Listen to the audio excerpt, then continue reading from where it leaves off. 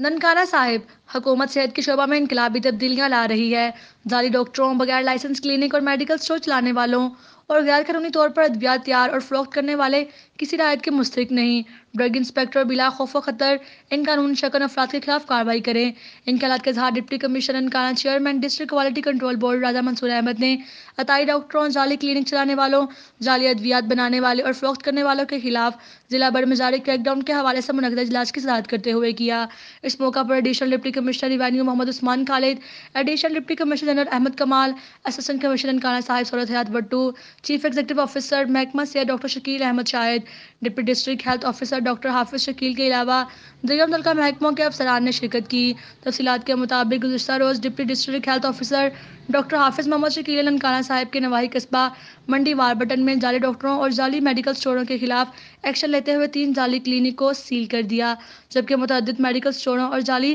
Clinic को warning notice जारी किए। इस मौका पर district officer health doctor Hafiz Mohammad Shakeel ने कहा कि जिला भर में ताई डॉक्टरों, बगैर लाइसेंस क्लिनिक चलाने वालों और नॉन क्वालिफाइड मेडिकल स्टोर मालकान के खिलाफ भरपूर कार्रवाई की जाएगी, ताकि शहरियों को इन गैर कानूनी तौर पर मेडिकल स्टोर चलाने वालों और मेडिकल प्रैक्टिस करने वालों से बचाया जा सके।